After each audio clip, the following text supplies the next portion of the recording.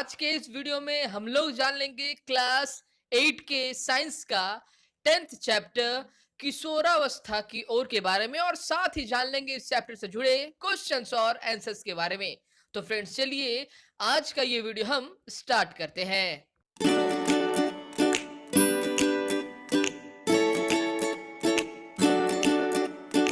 तो फ्रेंड्स जैसा आप सभी देख पा रहे हैं इस चैप्टर का हेडिंग है किशोरावस्था की ओर के बारे में। तो फ्रेंड्स चलिए सबसे पहले हम जान लेते हैं कि आखिर इस चैप्टर्स में आपको कौन सी बातें बताई गई हैं। तो फ्रेंड्स इस चैप्टर्स में आपको किशोर अवस्था के बारे में बताया गया है, ठीक है ना। आप सभी जानते हैं जितने भी सारे सजीव है ना फ्रेंड्स, वे अपने जीवन के पूरे अवधि के दौरान ही वो बढ़ते रहते हैं। तो आज हम चर्चा करेंगे मनुष्य के जीवन की उस अवस्था के बारे में जिसे हम किशोर अवस्था कह रहे हैं, और साथ में जान लेंगे कि आखिर हमारे शरीर में वे कौन कौन से परिवर्तन हैं जो आखिर किशोर अवस्था के दौरान आखिर होते हैं, ठीक है ना। और साथ में हम जान लेंगे बहुत सारे हार्मोनल चेंजेस के बारे में, जो कि चेंजेस हमारे शरीर के अंदर होते हैं हार्मोन्स के कारण, ठीक है ना। और साथ ही जान लेंगे विभिन्न प्रकार की डिफरेंशिएट को करना कि किस प्रकार से एक लड़का और एक लड़की को हम आराम से काफी इजी से सरलता पूर्वक हम चिन्हित कर पाएंगे, ठीक है ना फ्रेंड्स। तो आज का जो ये विषय है फ्रेंड्स वह किशोर अवस्था की ओर के बारे में है। तो फ्रेंड्स चलिए सबसे पहले हम जान लेते हैं कि आखिर किशोर अवस्था वर्ड का आखिर क्या मतलब होता है। तो फ्रेंड्स जैसा आप सभी जानते हैं किशोर अवस्था वह अवस्था है जब जनरली साधारणतः क्या होता है चिंतन, ठीक है ना, मनुष्य के शरीर का एक विकास होता है, वह शारीरिक विकास, ठीक है ना, वह मानसिक विकास, वह बुद्धियों का विकास का वह काल है जो कि जनरली साधारणतः 11 से आरंभ होकर 18 से 19 वर्षों के बीच का अवधि है, उसे हम लोग किशोर अवस्था कह रहे हैं। और किशोर अवस्था से ठीक पहले का जो समय है ना फ्रेंड्स, उसे हम लोग बाल्यकाल कहते हैं, ध्यान देना है। बाल्यकाल और यौवन, ठीक है ना, ध्यान देना है। प्राप्त वयस्क, वयस्क और बाल्यकाल के बीच का जो समय है ना फ्रेंड्स, उसे हम लोग किशोर अवस्था के रूप में जानते हैं।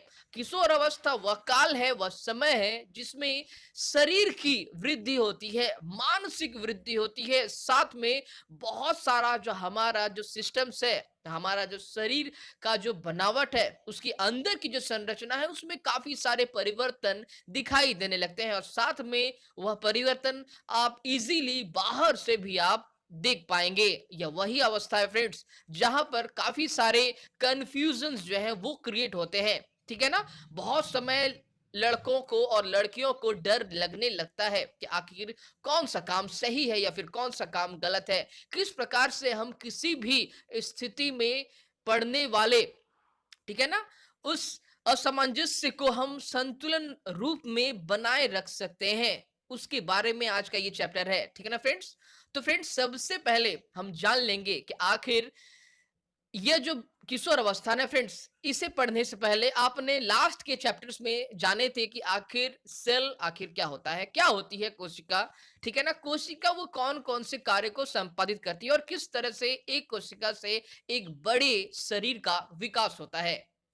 देन आपने अगले चैप्टर्स में जाना कि आखिर किस प्रकार से हमारा जो शरीर है, ठीक है ना, और किस प्रकार से आखिर पूरी तरह से एक संतति को उत्पादन कर सकता है, किस प्रकार से एक बच्चे का जन्म दे सकता है, उसके बारे में भी आपने लास्ट के चैप्टर्स में जाना।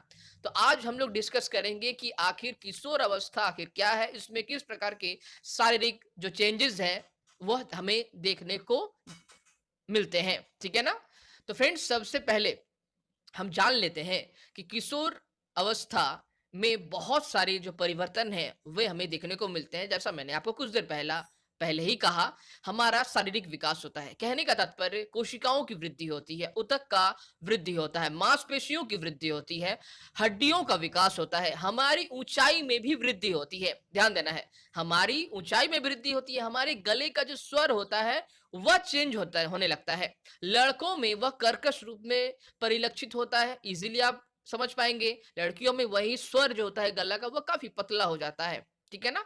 यानी वॉइस बॉक्स होता है जिससे हमारे जो आवाज होते हैं या फिर अन्य प्राणी की जो आवाज होते हैं वो निकलती है। लॉरिंग्स, लैरिंग्स और वॉइस बॉक्स हम कहते हैं, जिससे आवाज आप सुन पा रहे हैं, ये आवाज वॉइस बॉक्स और लैरिंग्स के कारण जो होती है वह होती है, ठीक है ना। उसमें चेंजेस होने लगते हैं। लड़कों में कर्कश, लड़कियों में वह काफी पतली होने लगती है इसी उम्र के दौरान, किशोर अवस्था, याद रखना है।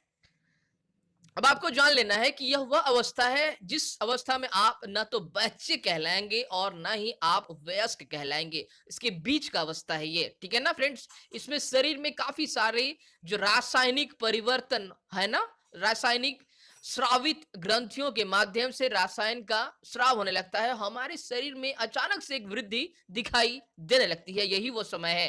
तो फ्रेंड्स, सबसे पहले हम जान लेंगे कि आखिर किशोर अवस्था आखिर क्या है। तो फ्रेंड्स, जैसा मैंने आपको कुछ देर पहले ही कहा, किशोर अवस्था वह अवधि, वह समय है मनुष्य के जीवन का जब मनुष्य की जो उम्र होती है वह 11 से 19 वर्षों के बीच की होती है। ध्यान देना है।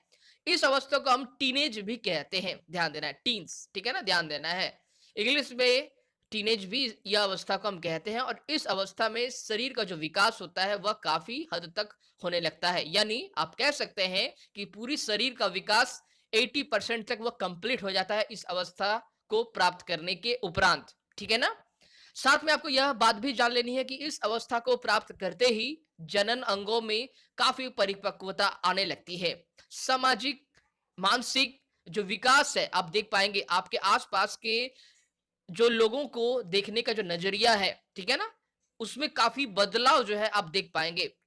किसी भी चीज को आप गंभीरता से सोचने की कोशिश करते हैं इस अवस्था को प्राप्त होते ही। गलत और सही में आप निर्णय अच्छी तरह से लेने की क्षमता जो है वह आप में आने लगती है। ध्यान देना है।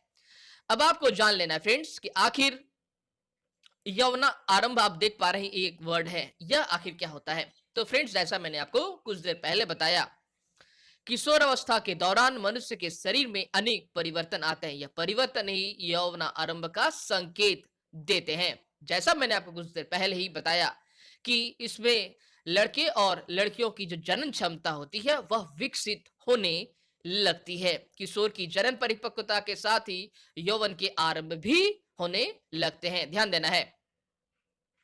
अब आपको जान लेना कि आखिर किस तरह से यौवन आरंभ के होने वाले जो परिवर्तन है वे आखिर क्या हैं। जैसा आप सभी जानते हैं कि इस पृथ्वी पर जितने भी सारे जीव है ना फ्रेंड्स, वे लंबाई में, वे अपने आकार में, ठीक है ना, उम्र में वह वृद्धि करते रहते हैं। जीवन को प्राप्त करने के बाद, उनके जन्म होने के बाद उनका जो उम्र है वो बढ़ता ही रहता है। चाहे वह पेड़ हो, चाहे वह पौधा हो, चाहे वह कोई भी प्राणी हो, यह ध्यान देना है। तो फ्रेंड्स, यौवन के आरंभ होने वाले जो परिवर्तन है उसमें से सबसे पहला परिवर्तन होता है लंबाई में वृद्धि। काफी दृष्टिगोचर होती है फ्रेंड्स, काफी आसान से यह दिखाई देने लगती है।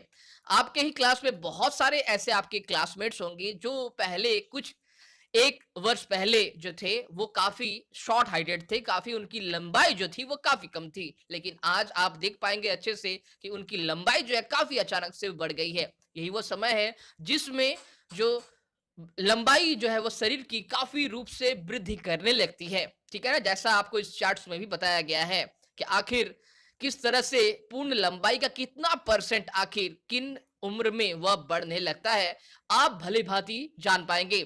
80 से, ठीक है ना, 80% तक जो शरीर की वृद्धि होती है वह इस उम्र के बाद जो है वह होने लगती है। ध्यान देना है।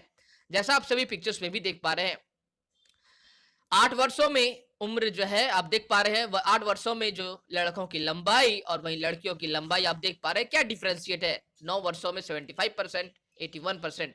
इस तरह से आपको पूरी तरह से चार्ट्स के सहारे भी बताया गया है कि आखिर किस तरह से, किसने प्रतिशत जो लंबाई है वह बढ़ रही है लड़के और लड़कियों में इस अवधि के दौरान। जैसा मैंने आपको कुछ देर पहले ही बताया, 11 से 18 से 19 वर्षों के बीच की सीमा है। आप देख पा रहे हैं यही वह सीमा है जब लड़के और लड़कियां अपनी आयु का सर्वोत्तम जो हिस्सा है वह प्राप्त कर लेते हैं। ध्यान देना है आपको। अब आपको जान लेना है कि पूर्ण लंबाई के लिए जो गणना है किस तरह से आप निकाल पाएंगे, जैसे वर्तमान लंबाई जो है वो आखिर क्या है, उसे डिवाइड करना पड़ेगा वर्तमान आयु की पूर्ण लंबाई का परसेंटेज, ठीक है ना, ध्यान देना है, और देन मल्टीप्लाइड करना है 100 से। यानी उदाहरण के रूप में अगर कहा जाए कि एक लड़का जिसकी आयु 9 वर्ष है तथा लंबाई अगर 120 सेंटीमीटर है, तो वृद्धि काल की समाप्ति पर उसकी लंबाई, अनुमानित लंबाई आखिर क्या होगी, ठीक है ना। तो 9 वर्ष आप देख पा रहे हैं, लंबाई है 120 सेंटीमीटर, ध्यान देना है, और वृद्धि काल की समाप्ति करने के बाद उसकी लंबाई क्या होगी, तो अब 9 वर्ष की अनुमानित जो लंबाई निकाली गई है वह है, देख पा रहे हैं आप, 75%। आप देख पा रहे हैं ना, 75%, 9 साल की जो उम्र की लंबाई है वह इतनी ही रहती है, इसीलिए देन 75 जो है उसे लिखा गया है, यानी 120 को डिवाइड किया जा रहा है 120 को डिवाइड किया जा रहा है 75 से और मल्टीप्लाइड बाई 100, यानी आप देख पाएंगे अनुमानित जो लंबाई है वह 160 सेंटीमीटर की होगी, ध्यान देना है आपको, ठीक है ना। तो इस साल से यानी 9 साल के बाद, ठीक है ना, आप देख पा रहे हैं 9 साल जब वह खत्म कर देंगे तो उसकी जो अनुमानित जो लंबाई होगी वह होगी 160 सेंटीमीटर की, ध्यान देना है। और इस तरह से हम बड़ी ही आसानी के साथ किसी भी लड़के और लड़कियों की जो उम्र की लंबाई जो है, ठीक है ना, परसेंटेज के अकॉर्डिंग हम निकाल सकते हैं इस चार्ट की सहायता से। अब देख पा रहे हैं, इसलिए ये चार्ट जो है काफी इंपॉर्टेंट है फ्रेंड्स। आप सभी जानते हैं कि लड़कियों का जो शरीर होता है उसमें बहुत सारे ऐसे हार्मोन्स जो होते हैं जो उन्हें काफी उत्तेजित कर देते हैं कि आखिर लंबाई को बढ़ना है, इसीलिए लड़कियों की जो परसेंटेज है ना लंबाई की वो लड़कों से ज्यादा होती है, काफी ज्यादा वर्क कर रही होती है। लेकिन हालांकि यह बात भी काफी काफी समय देखा गया है कि लड़कियों की जो लंबाई है वह लड़कों की अपेक्षा कम ही होती है, लड़के ज्यादा लंबे होते हैं लड़कियों की तुलना में, ध्यान देने वाली बात है फ्रेंड्स, ठीक है ना। लेकिन यहां तक आपको यह बात भी याद रखनी है कि आखिर लड़कियां लड़कों की अपेक्षा अधिक तीव्रता में बढ़ती हैं, ठीक है ना, परंतु लगभग 18 वर्ष की आयु तक दोनों अपनी अधिकतम लंबाई को प्राप्त कर लेते हैं, जैसा आपने कुछ देर पहले चार्ट के माध्यम से भी जाना। तो फ्रेंड्स, अब आपको जान लेना है कि आखिर शारीरिक आकृति में परिवर्तन होते हैं। आप सभी जानते हैं कि आखिर यौवन अवस्था को प्राप्त करने के बाद जो परिवर्तन दिखाई देते हैं वो हमने जाना लंबाई के बारे में। अब हम लोग जान लेंगे कि आखिर शारीरिक आकृति में किस प्रकार के परिवर्तन जो है वो देखने को मिलते हैं। तो आप सभी जानते हैं शारीरिक आकृति में विशेषकर से लड़कों में उनका जो सीना होता है वह काफी चौड़ा होने लगता है, हाथ और पैर काफी लंबे दिखाई देने लगते हैं और एक बेमेल सा क्रिएट होता है, एक मेल नहीं रहता है शरीर के साथ। लेकिन जैसे ही वह धीरे धीरे किशोर अवस्था को खत्म करने के स्टेज में होते हैं, यानी 18 के आसपास 17 के आसपास की उम्र तक में आ जाते हैं, तो फिर क्या होता है, विभिन्न रूप से शरीर जो है वह संतुलन जो है वह होने लगता है। बेमेल जो एक क्रिएट हो गया था, अचानक से शरीर में होने वाली लंबाई को शरीर खुद ही खुद फिर उसे सामंजस्य रूप से पूर्ण रूप से विकसित करने लगती है। देन हमारा जो शरीर है काफी अच्छा देन उसके बाद दिखाई देने लगता है, ठीक है ना। और साथ में आपको जान लेना है कि लड़कों के जो सीने होते हैं वे चौड़े होने लगते हैं, हाथ पैर काफी लंबे होने लगती है और गला में काफी सारे परिवर्तन जो है वो भी दिखाई देने लगते हैं। वही दूसरी तरफ अगर देखा जाए तो लड़कियों में भी क्या होता है, उनके जो कूल्हे होते हैं, श्रोणियां होती है, वो काफी चौड़े होने लगती है, कमर के नीचे वाला जो हिस्सा है वो काफी चौड़े होने लगता है, यानी पेल्विक बोन्स वाला जो हिस्सा है वो काफी चौड़ा होने लगता है, ठीक है ना। ये बात भी आपको याद रखनी है। साथ में आप यह बात भी जान लेंगे कि आखिर जो इस स्टेज में आने के साथ यानी किशोर अवस्था को प्राप्त करने के बाद ही आप काफी आसानी से लड़के और लड़कियों के बीच में जो अंतर है ना, वो काफी आसानी से वो दिखाई देने लगती है, ध्यान देना है। वही दूसरी तरफ अगर देखा जाए तो चाइल्ड में यानी बाल्यकाल में इसके डिफरेंशिएट को आप नहीं कर पाएंगे कि ठीक है ना, कि कौन सा आखिर लड़का है या फिर कौन सा आखिर लड़कियां हैं, ठीक है ना। लेकिन जैसे ही किशोर अवस्था को प्राप्त करते हैं आप आसानी से यह दिखाई देने लगती है, ठीक है ना। अब है वृद्धि के कारण लड़कों में पेशियों शारीरिक पेशियां लड़कियों की अपेक्षा सुस्पष्ट और गठी जो है वो दिखाई देने लगती है, यह बात भी आपको याद रखनी है, ठीक है ना। अब है कि स्वर में परिवर्तन होता है, तो स्वर में किस प्रकार का परिवर्तन होता है, यह कई बार आपको एग्जाम्स में भी पूछा जाता है। तो स्वर यंत्र क्या है फ्रेंड्स, सबसे पहले हम लोग जान लेंगे कि स्वर यंत्र या फिर लैरिंक्स क्या होता है। तो फ्रेंड्स स्वर यंत्र या फिर लैरिंक्स वह हिस्सा है हमारे शरीर का जो कि गला में उपस्थित होता है।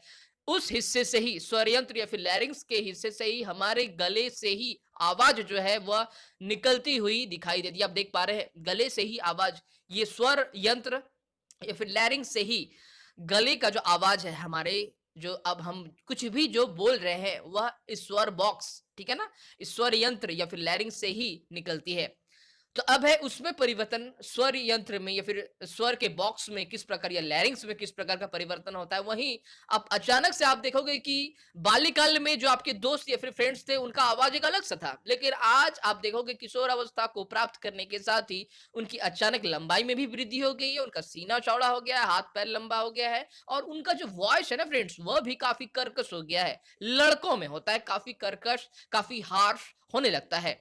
स्वर जैसे काफी बहुत ही अद्भुत से सुनाई पड़ने लगते हैं, ठीक है ना। वहीं दूसरी तरफ अगर देखा जाए तो लड़कियों में क्या होता है, वही स्वर जो गले का जो स्वर होता है ना, जो लैरिंग्स वाला पोर्शन होता है वो काफी पतला होने लगता है। यानी कहने का तात्पर्य कि लड़कियों में काफी कम भी अगर वो जोर से बोले, काफी कम आवाज से ही बोले अगर, तो काफी दूर तक वह सुनाई पड़ने लगता है। इस बात का आपको ख्याल रखना है फ्रेंड्स, ठीक है ना। और साथ में आपको यह बात भी जान लेनी है कि लड़कों में जनरली जो दिखाई पड़ते हैं, ठीक है ना, वह होता है एडम्स एप्पल। गले में एक कंठमणि जो है वह उभरने लगती है इसी अवस्था को प्राप्त करने के साथ, ठीक है ना। तो एडम्स एप्पल क्या होता है फ्रेंड्स, एडम्स एप्पल हमारे स्वरयंत्र लैरिंग्स में उपस्थित वह कार्टिलेज का पोर्शन होता है जो कि त्रिभुजाकार होता है, ध्यान देना है। और यह सबसे ऊंचा हिस्सा होता है, प्रोजेक्ट किया हुआ रहता है बाहर की तरफ, बाहर से आप आसानी से एडम्स एप्पल को आप देख पाएंगे, ठीक है ना। तो लड़कों में बढ़ता हुआ स्वरयंत्र गले के सामने की ओर सुस्पष्ट से उभरे भाग के रूप में दिखाई देने लगता है, जिसे हम एडम्स एप्पल या फिर कंठमणि के रूप से हम कहते हैं। तो लड़कियों में स्वरयंत्र अपेक्षाकृत छोटा होता है, अतः बाहर से सामान्यतः दिखाई नहीं देता है, ध्यान देना है, ठीक है ना।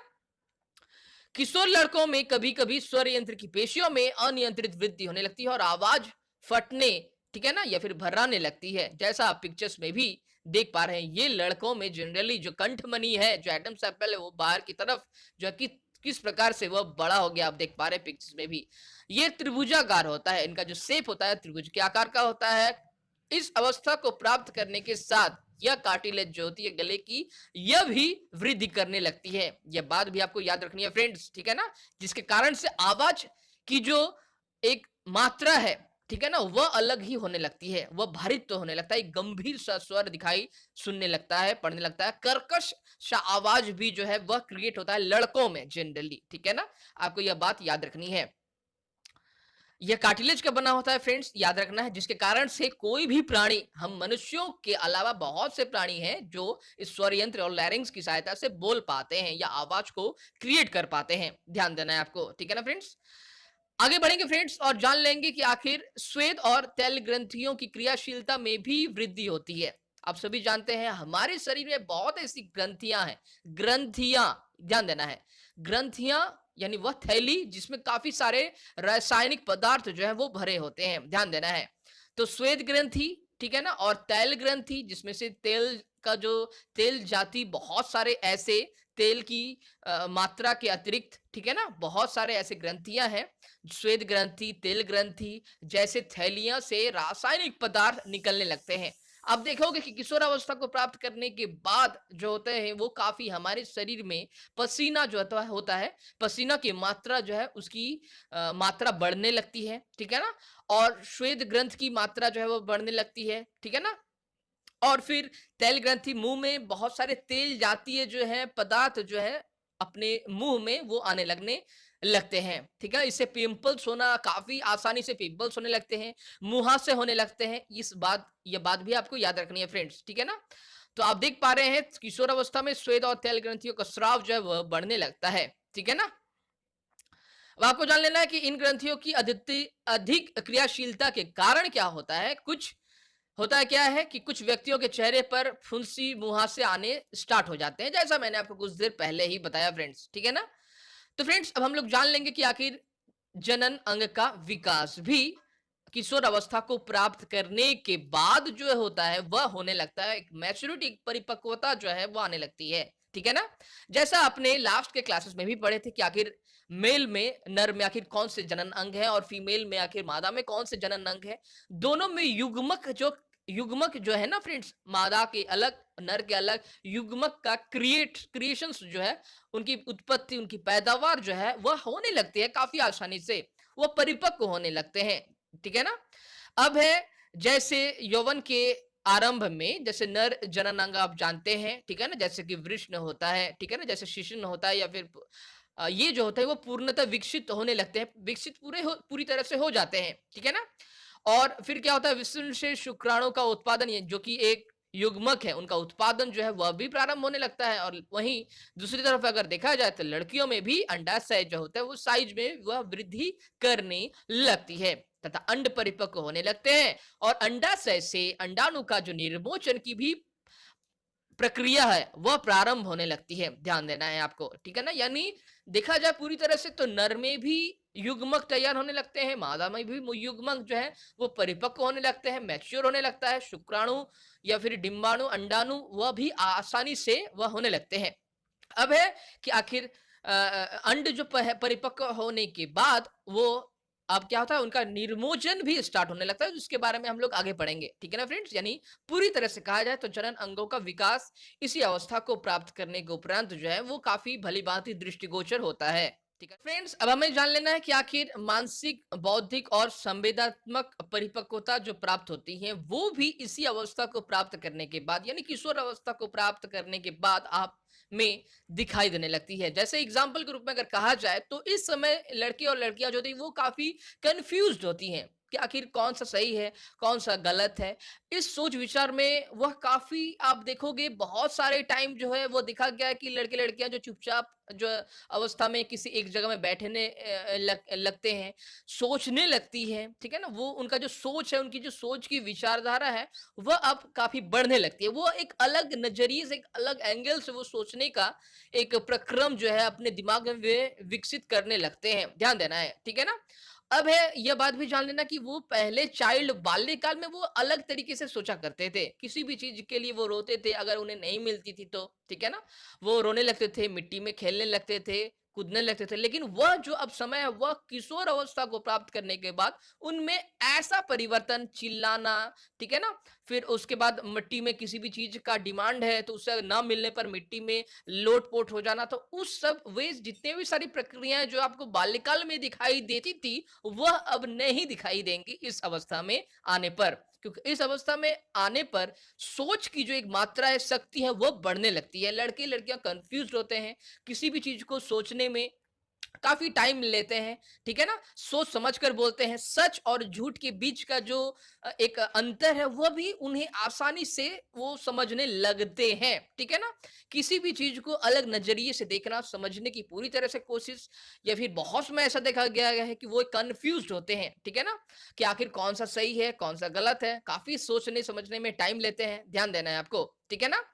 तो यह जो है, यद्यपि किशोर शारीरिक और मानसिक परिवर्तनों के प्रति अपने आप को ढालने का वो पूरी तरह से प्रयास करता है, ठीक है ना। इसीलिए बहुत समय ऐसा देखा गया है कि वो खुद को असुरक्षित जो है वो महसूस भी करते हैं, ठीक है ना। बहुत ही जल्दी घबराने भी लगते हैं, महसूस करने लगते हैं। परंतु किशोर होने के नाते आपको समझना चाहिए कि असुरक्षित महसूस करने का कोई भी कारण नहीं है। परिवर्तन एक प्राकृतिक, ठीक है ना, एक प्राकृतिक है जो शरीर के शारीरिक वृद्धि के उत्पन्न के कारण से यह क्रिएट हो रहे हैं, उत्पन्न हो रहे हैं। इसीलिए किसी भी तरह से घबराने की कोई भी आवश्यकता नहीं है, न ही आपको डरना है, ठीक है ना। यह एक नेचर का, एक प्राकृतिक रूप से परिवर्तन है जो कि हर मनुष्य में यह दिखाई देने लगता है। आगे बढ़ेंगे फ्रेंड्स और जान लेंगे कि आखिर गौण लैंगिक जो लक्षण है, ठीक है ना, वो आखिर क्या होते हैं। जैसा आप सभी देख पा रहे हैं, गौण लैंगिक लक्षण, ठीक है ना फ्रेंड्स। गौण जो लैंगिक लक्षण है फ्रेंड्स, ये वो लक्षण है जिससे किसी भी एक नर से और मादा के बीच का जो अंतर है आप बड़ी ही आसानी से आप लगा सकते हैं, ठीक है ना। जैसे एग्जांपल्स के रूप में अगर कहा जाए तो आपने लास्ट के चैप्टर्स में भी पढ़े थे कि जो वृष्ण है लड़कों में, ठीक है ना, नर में वृष्ण एवं जो अंडाशय जो कि मादा में होती है वो जनन अंग होते हैं। ये वे दोनों ही क्या करते हैं, युग्मक का क्रिएशंस करते हैं, उत्पादन करते हैं, यानी शुक्राणु एवं अंडाणु उत्पन्न करते हैं। युवावस्था में क्या होता है कि लड़कियों के स्तन का जो विकास है वो फिर इस अवस्था में दिखाई देने लगता है, ध्यान देना है। और लड़कों के चेहरे पर क्या होता है ना, आखिर बाल उगने लगते हैं, ठीक है ना। और या फिर आप कह सकते हैं कि बाल के उगना को आप कह सकते हैं इस तरह से, अर्थात दाढ़ी या फिर मूछें जो है वह आनी लगती है। यह लक्षण क्योंकि लड़के और लड़कों को पहचानने में सहायता करते हैं। जैसा मैंने आपको कुछ देर पहले ही बताया कि बाल्यकाल में दोनों ही लगभग सेम लगते हैं, लेकिन इस अवस्था को प्राप्त करने के बाद आप आसानी से दोनों में अंतर जो है वो निकाल सकते हैं, ठीक है ना। इन्हें हम लोग गौण लैंगिक लक्षण के नाम से जानते हैं, ठीक है ना। ध्यान देना है, लड़कों के सीने पर भी बाल आने लगते हैं और लड़कों और लड़कियों दोनों में ही बगल और जांग के ऊपरी भाग में, अथवा आप कह सकते हैं कि प्यूबिक क्षेत्र में जो बाल हैं वह भी आने लगते हैं। लड़कियों में जो कमर होता है वह चौड़ी होने लगती है, लड़के के जो सीने होते हैं जांग में बगल में बाल जो है हेयरी एक स्ट्रक्चर जो है वो क्रिएट होने लगता है। ये बात भी आपको याद रखनी है फ्रेंड्स, ठीक है ना। अब हम लोग जान लेंगे कि आखिर अंतःस्रावी ग्रंथियों का आखिर क्या रोल होता है, आखिर इस किशोर अवस्था को प्राप्त करने के बाद, ध्यान देना है, ठीक है ना। तो सबसे पहले हम लोग जान लेंगे कि अंतःस्रावी जो ग्रंथियां होती हैं, तो फ्रेंड्स ये जो ग्रंथियों कहने का तात्पर्य एक थैला, एक बैग, ठीक है ना। अंतःस्रावी, अब इसका मतलब क्या होता है, अंतःस्रावी कहने का मतलब, पहले हम लोग जान लेंगे कि ग्रंथि मतलब थैला होता है, ठीक है ना। अंतःस्रावी ग्रंथियों से कौन सा पदार्थ निकलता है, ये कई बार आपको एग्जाम्स में पूछा जाता है, तो उसमें से निकलते हैं हार्मोन्स, ध्यान देना है। हार्मोन एक केमिकल सब्सटेंस है, एक रासायनिक पदार्थ है, ठीक है ना। अब है कि आखिर इस अंतःस्रावी जो तंत्र है या फिर ग्रंथियों द्वारा, ठीक है ना, इससे क्या निकलता है, तो हार्मोन्स आपने जाना। ये हार्मोन्स के जो काम करने का जो आखिर माध्यम है वो कैसा होता है, तो हार्मोन्स जो होते हैं वो जनरली सिक्रिट होते हैं, स्रावित होते हैं, पाइप के माध्यम से होते हैं, ठीक है ना। और एक होता है डायरेक्ट ब्लड में या फिर खून में, ठीक है ना। दो प्रकार से जो एक ग्रंथियां होती हैं वो स्रावित होती हैं, ठीक है ना। ध्यान देना है आपको, यहां पर आपको कहा जा रहा है कि अंतःस्रावी होती है, यानी ध्यान देने वाली बात यही है कि आपको जो स्रावित अंतःस्रावित जो ग्रंथियां होती है ये पाइप के थ्रू है वो स्रावित होने लगती हैं। अब आपको जान लेना है कि किस प्रकार यह जो है काम करता है। जैसे यौवन आरंभ के साथ ही वृषण पौरुष हार्मोन और अथवा टेस्टोस्टेरोन का श्रवण प्रारंभ कर देता है। ये लड़कों में परिवर्तन के कारक है, कौन से हैं, पौरुष हार्मोन, ठीक है ना, आप कह सकते हैं, या फिर आप कह सकते हैं स्लैश में टेस्टोस्टेरोन, ठीक है ना। ये नाम काफी इंपॉर्टेंट है फ्रेंड्स, याद रखना है आपको, ठीक है ना। अब है लड़कों में परिवर्तन के जो कारक है जिसके माध्यम से आप आसानी से लड़कों को पहचान सकते हैं, जिसके बारे में आपने अभी भी पढ़ा है, ठीक है ना। उदाहरण के लिए चेहरे पर बाल आना शुरू करते हैं लड़कियों में यौवन के आरंभ के साथ ही। अंडाशय यानी कि स्त्री हार्मोन, ध्यान देना है, अंडाशय यानी स्त्री हार्मोन, ठीक है ना, अथवा एस्ट्रोजन, ध्यान देना है। स्त्री हार्मोन या फिर एस्ट्रोजन आप कह सकते हैं, उनका जो सिक्रीशन है स्रावित है वह होने लगती है ब्लड्स में, ठीक है ना। इसके बाद आप यह भी बोल सकते हैं कि इसमें स्तन जो है वो काफी विकसित होने लगती है, ठीक है ना। दुग्ध स्रावी ग्रंथि अथवा दुग्ध स्तन जो ग्रंथि है उसके अंदर ही अंदर वह विकसित होने लगती है, ठीक है ना। इन हार्मोनों के उत्पादन का जो नियंत्रण है एक अन्य हार्मोन करता है, जिसे हम लोग पीयूष ग्रंथि कहते हैं, ध्यान देना है, ठीक है ना। पीयूष ग्रंथि या फिर आप कह सकते हैं पिट्यूटरी ग्लैंड्स या फिर पिट्यूटरी ग्रंथि, ध्यान देना है। और पिट्यूटरी ग्रंथि को मास्टर ग्लैंड्स के नाम से जान, आपने जान लिया कि जो ग्रंथियां होती है, जो थैलियां होती है वो रासायनिक पदार्थ यानी हार्मोन्स का सिक्रेशंस करती है जनरली, साधारणतः। ये जो सिक्रेशंस होता है ना फ्रेंड्स, ये दो तरह से होता है, एंडोक्राइन और एक्सोक्राइन, ठीक है ना। ये बात आपको याद रखनी है। एंडो कहने का मतलब जो होता है वो इस प्रकार का होता है कि जितनी भी सारी हार्मोन्स जो होते हैं, जैसे लाला जैसे ग्रंथियां होती है ना, आप देख पा रहे हैं, वो जो भी यहाँ होती है जीव के नीचे वाले जो पोर्शंस में होती है, कुछ हिस्सा जो यहाँ भी होता है, ठीक है ना। ये जो ग्रंथियां होती हैं जिससे जो लार होता है ना वह उनका सिक्रेशन स्रावित होने लगती है, ठीक है ना। उन्हें हम लोग एक्सोक्राइन कहते हैं। वो पाइप के माध्यम से विकास होने लगती है, उनका जो परिवहन होता है वो पाइप के माध्यम से होता है। और एंडोक्राइन जो ग्रंथियां हैं, जो अंतःस्रावी ग्रंथियां हैं, वो डायरेक्ट ब्लड में अपना सिक्रेशंस करती हैं, ध्यान देना है। यानी हमारा कहने का तात्पर्य यह है कि हमारा जो संपूर्ण शरीर है ना फ्रेंड्स, वो केमिकल के कारण जो है विकसित होने लगता है, ध्यान देना है, केमिकल जैसे ही निर्गत होती है, एक डायरेक्ट उम्र पर आकर केमिकल का जो श्रवण है वह होने लगता है, जिसके कारण से किशोर अवस्था में विभिन्न प्रकार के चेंजेस जो है वो आपको दिखाई देने लगते हैं। हाइट का बढ़ जाना भी केमिकल अंतःस्रावी ग्रंथियों में जो भी हार्मोन्स हैं उनके श्रवण के कारण हो रहा है। हाइट का बढ़ जाना, गले की आवाज का फटना भी अंतःस्रावी ग्रंथियों द्वारा हार्मोन्स के सिक्रेशन श्रवण से हो रहा है। ठीक है ना?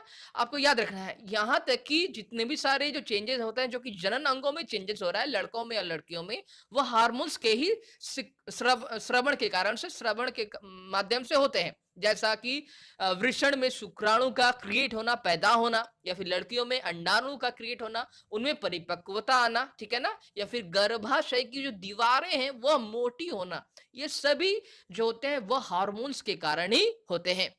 याद रखना है।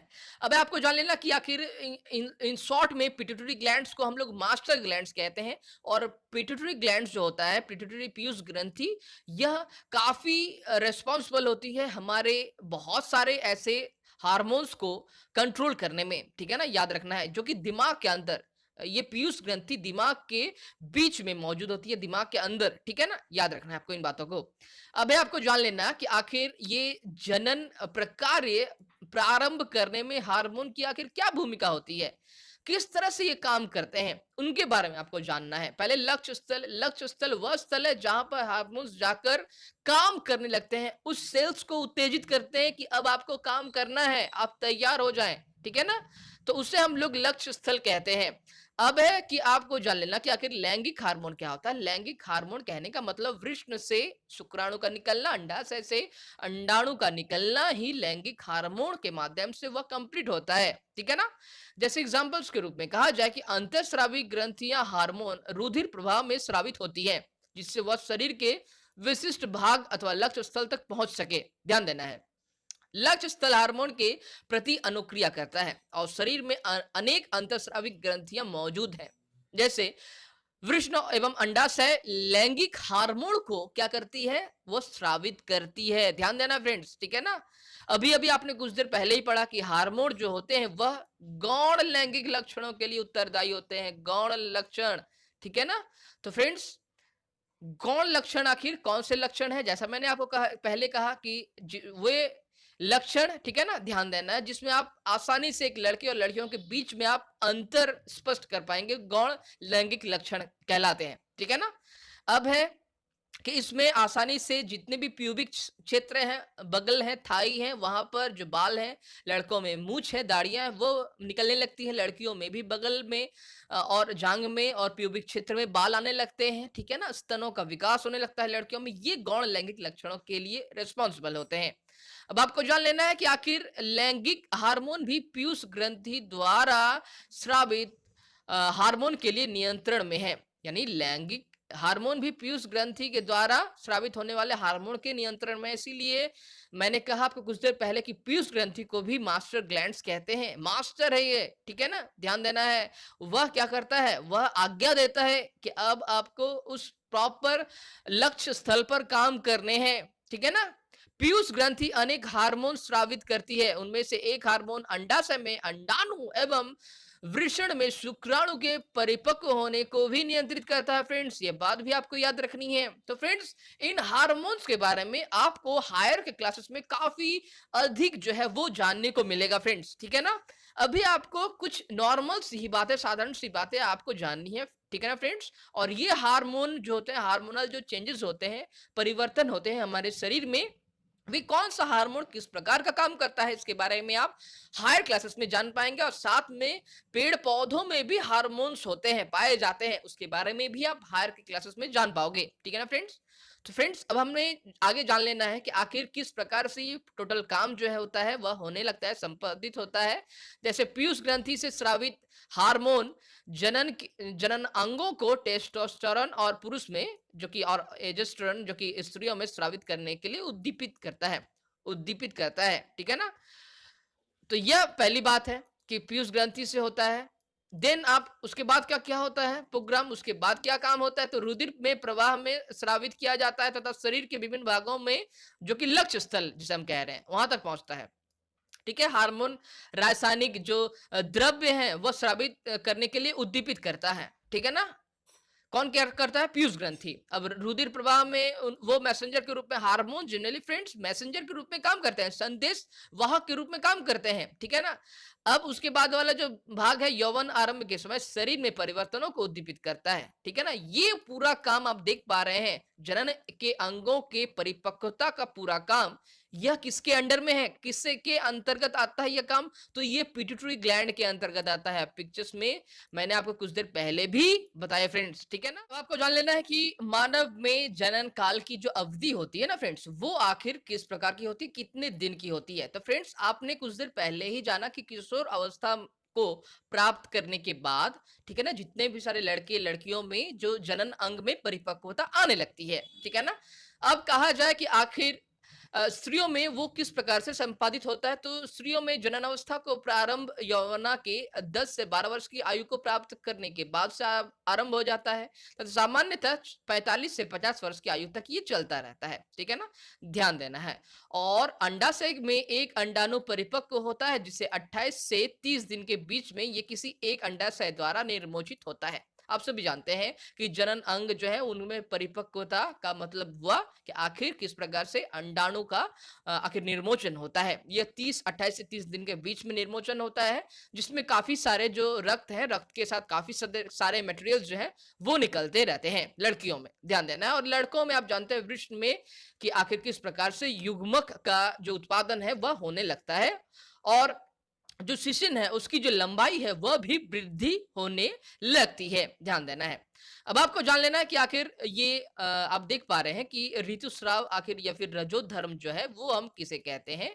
तो आप सभी जानते हैं कि आखिर जब अंडाणु का निषेचन नहीं हो पाता है, ठीक है ना, जब उस स्थिति को अंडाणु, तो क्या होता है, गर्भाशय का मोटा स्तर रुधिर वाहिकाओं में सहित निस्तारित हो जाता है। इससे स्त्रियों में एक रक्तस्राव होता है, जिसे हम लोग ऋतुस्राव कहते हैं, ध्यान देना है। अब ये ऋतुस्राव के जो टर्म होते हैं, ठीक है ना, ये कब होता है, तो ऋतुस्राव लगभग 28 से 30 दिनों के बीच में एक बार होता है जरूर, जैसा मैंने आपको कहा। जो अंडाणु जो तैयार होते हैं ना फ्रेंड्स, तो वो एक एक करके हर महीने में निकलते रहते हैं, ध्यान देना है। अब है आपको जान लेना कि आखिर रजो दर्शन क्या होता है और क्या होता है रजो निवृत्ति, ठीक है ना। रजो दर्शन वह अवस्था है जब पहली बार ऋतुस्राव होता है, ठीक है ना, 10 से 12 वर्ष की उम्र में पहला होता है, तो सब लोग रजो दर्शन कहते हैं, ठीक है ना। अब हमें जान लेना है कि आखिर रजो निवृत्ति क्या होती है। तो रजो निवृत्ति कहने का मतलब वह अवस्था जब ये पूरी तरह से खत्म होता है। तो वह कब खत्म होता है फ्रेंड्स, वह होता है लगभग 45 से 50 की आयु में ऋतुस्राव होना रुक जाता है, जिसे हम लोग रजो निवृत्ति कहते हैं, ध्यान देना है। 45 से 50 वर्ष की उम्र के बीच में बंद होने लगता है लड़कियों में, ठीक है ना। स्टार्टिंग होता है 10 से 12 साल में, जिसमें हम लोग रजो दर्शन कहते हैं, ठीक है ना। और खत्म होता है रजो निवृत्ति, जिसमें 45 से 50 साल जो है इस अवस्था में ये खत्म होते हैं, ठीक है ना, ध्यान देना है। अब आपको कुछ बातें जो है वो जान लेनी है कि आखिर संतति का जो लिंग निर्धारण जो है वो किस प्रकार से होता है उसके बारे में। तो फ्रेंड्स, आप सभी जानते हैं कि आखिर किस प्रकार से लिंग निर्धारण जो है वो पुरुष के माध्यम से, यानी पुरुष के युग्मक के माध्यम से ही होती है। आप सभी जानते हैं कि आखिर युग्मक जब मिलते हैं, ठीक है ना, आप सभी जानते हैं युग्मक का प्रविष्ट जब होता है शरीरों में, ठीक है ना।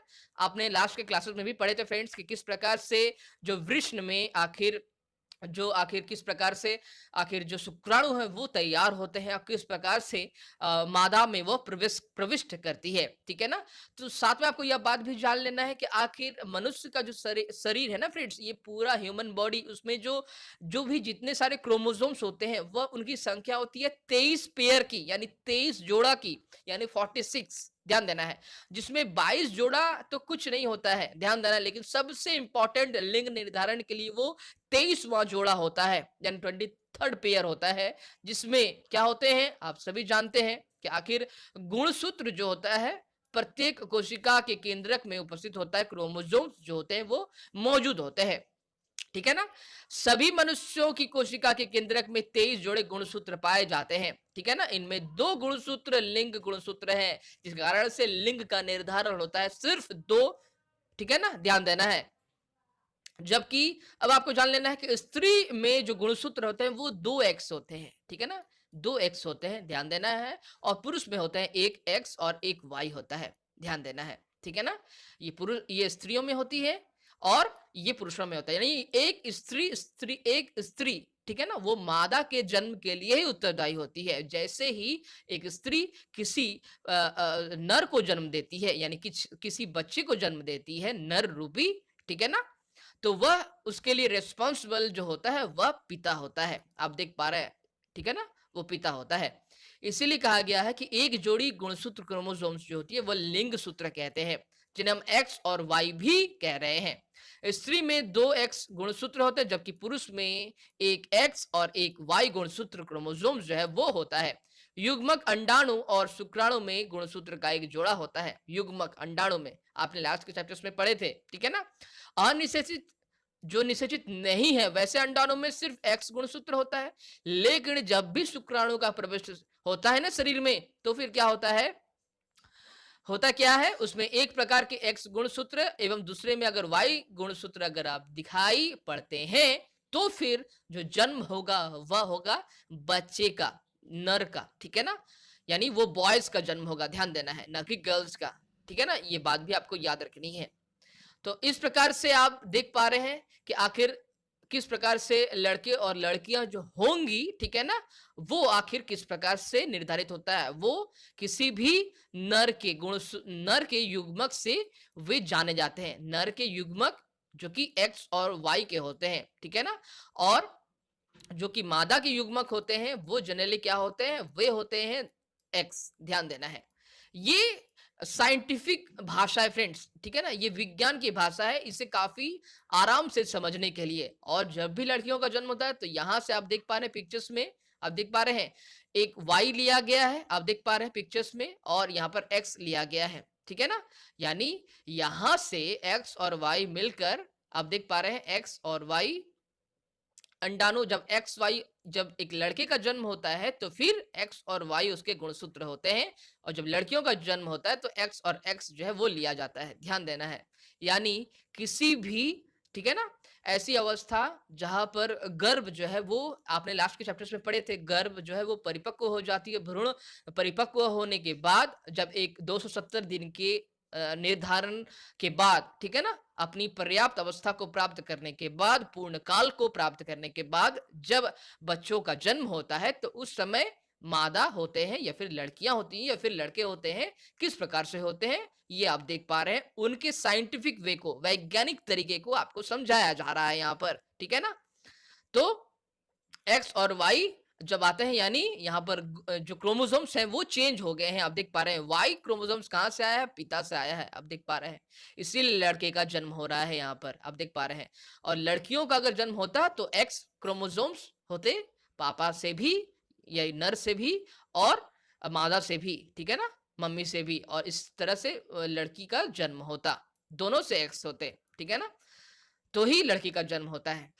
ये वह पूरी तरह से जन्म का जो निर्धारण है, इस प्रकार से आप देख पा रहे हैं, ठीक है ना, पूरी तरह से आपको दिखाया गया है कि जब गुणसूत्र एक्स गुणसूत्र वाला शुक्राणु अंडा को निषेचित करता है तो युग्मनज में दो एक्स गुणसूत्र होंगे, यानी वह मादा शिशु में विकसित होगा। यदि अंडाणु को निषेचित करने वाले शुक्राणु में वाई गुणसूत्र है तो युग्मनज नर शिशु में विकसित होगा। यह बात आपको अच्छे से समझाया गया है, जिसके बारे में आप हायर क्लासेस में और भी आसानी से, और भी बहुत सारी जानकारियां हैं जो है वो आपको मिलेंगी, ठीक है ना फ्रेंड्स।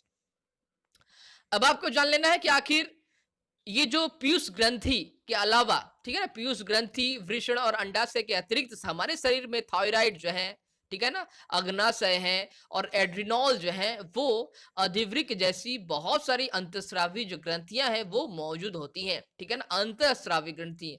जैसा मैंने आपको पहले पहले कुछ देर पहले ही बताया फ्रेंड्स कि आखिर पीयूष ग्रंथि का जो स्थान होता है, देखिए आप पीयूष ग्रंथि, अब यहाँ पर दिमाग मस्तिष्क के बिल्कुल बीचों बीच थायराइड जो होती है वो गले में होती है, एक तितली नुमा स्ट्रक्चर्स होता है, ठीक है ना। पीयूष ग्रंथि जो होती है वो हार्मोनल चेंजेस में ये रेस्पॉन्सिबल होती है, ग्रोथ में रेस्पॉन्सिबल होती है, उत्तरदायी होती है, ठीक है ना। थायराइड जो होता है वो थायरॉक्सिन्स हार्मोन्स के श्रवण के लिए रेस्पॉन्सिबल होता है, उत्तरदायित्व होता है, ठीक है ना, थायराइड। जिसके कमी के कारण से गॉइटर एक रोग होता है, गले में घेघा। आप भली भांति परिचित होंगे फ्रेंड्स, ठीक है ना।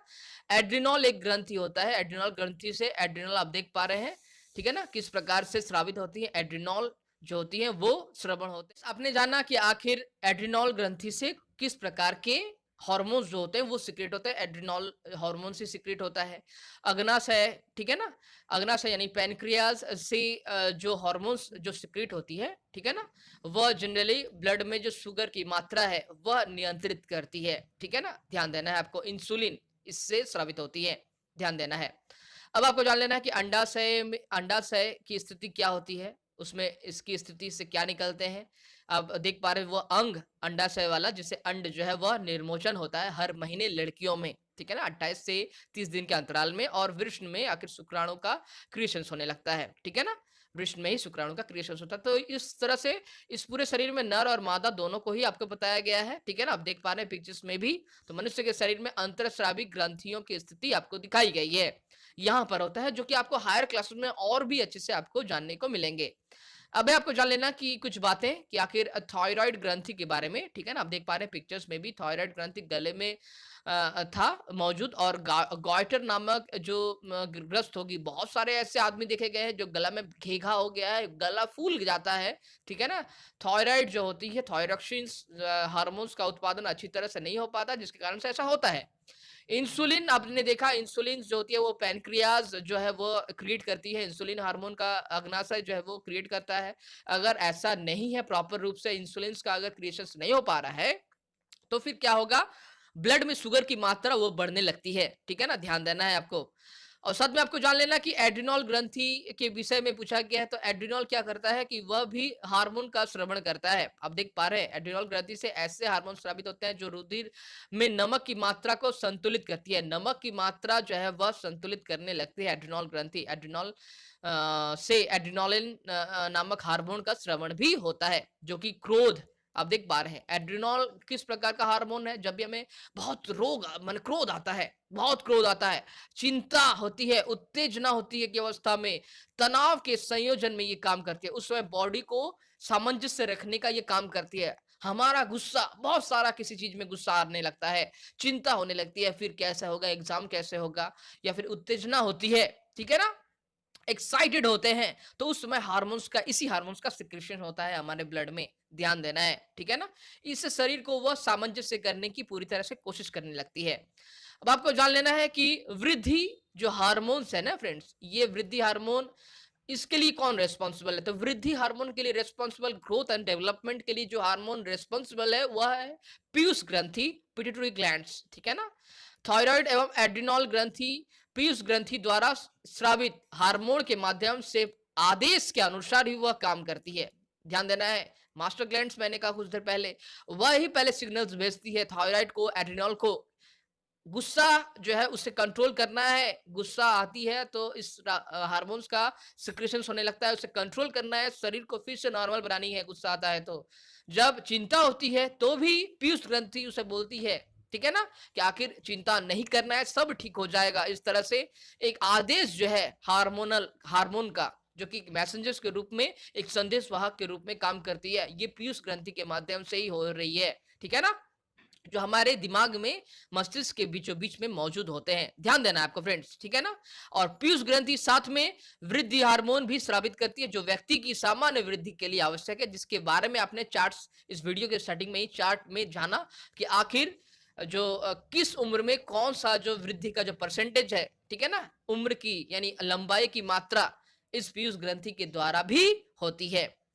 अब आपको जान लेना है कि आखिर मेढक और कीट एवं मेढक में जीवन चक्र जो होते हैं वह किस हार्मोन का उसमें योगदान आखिर होता है। आप सभी जानते हैं कायांतरण क्या है। तो फ्रेंड्स, तो लार्वा से वयस्क बनने का जो चरण है, जिसके बारे में आपने लास्ट के चैप्टर्स में ही पढ़े थे मेढक में, तो उसमें कायांतरण उसे हम कहते हैं। तो कीट में कायांतरण का जो नियंत्रण होता है वह कीट हार्मोन के द्वारा होता है, जो कि सिर्फ कीटों में ही पाया जाता है, ठीक है ना, ध्यान देना है। मेढक में थायराइड द्वारा स्रावित हार्मोन थायरॉक्सिन, ठीक है ना, इसका नियमन करता है। थायरॉक्सिन के उत्पादन के लिए जल में आयोडीन की उपस्थिति आवश्यक है। यदि जल में जिसमें टैडपोल वृद्धि कर रहे हैं पर्याप्त मात्रा में आयोडीन नहीं है तो टैडपोल वयस्क मेढक में परिवर्धित नहीं हो सकते हैं फ्रेंड्स। यह बात भी आपको अच्छे से जान लेनी है, ठीक है ना। यानी कीट में जो वृद्धि होती है वो कीट हार्मोन्स के द्वारा होती है। थायरॉक्सिन जो है इसके लिए काफी जिम्मेदार हार्मोन है, ठीक है ना। साथ में आपको यह बात जान लेनी है कि आखिर जननात्मक स्वास्थ्य के बारे में अब अगला पॉइंट देख पा रहे हैं, जननात्मक स्वास्थ्य आखिर क्या होता है। तो फ्रेंड्स वह स्थिति, वह अवधि जब शरीर पूरी तरह से वृद्धि करती है तो उस समय एक ऐसी आवश्यकता होती है हमारे शरीर की जो शरीर को पोषण दे पाए।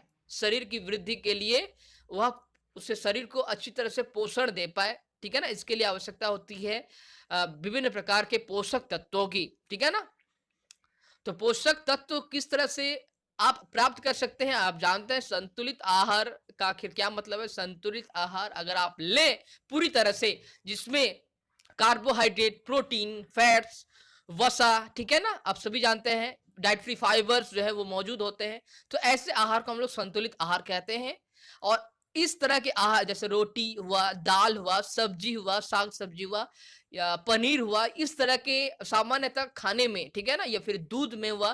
तो इस तरह के आहार को अगर आप पूर्ण रूप से अगर लेते हैं, एक थाली में सब कुछ अगर हो, यानी रोटी भी हो, ठीक है ना, रोटी भी हो सकती है, भात भी हो सकता है, कुछ दाल भी हो सकता है, सब्जियां, हरी सब्जियां भी हो सकती हैं, पनीर भी हो सकता है। तो इस प्रकार के आहार में आपको हर कुछ मिलेंगी, ध्यान देना है, ठीक है ना। संतुलित आहार वो आहार है जिसमें पोषक के सभी तत्व जो है, पोषण के सभी तत्व मौजूद होते हैं, ध्यान देना है। जैसे मैंने कुछ देर पहले ही बताया, आपने संतुलित आहार के बारे में लास्ट के क्लासेस में भी आपने पढ़े थे फ्रेंड्स, ठीक है ना, कि आखिर संतुलित आहार क्या है।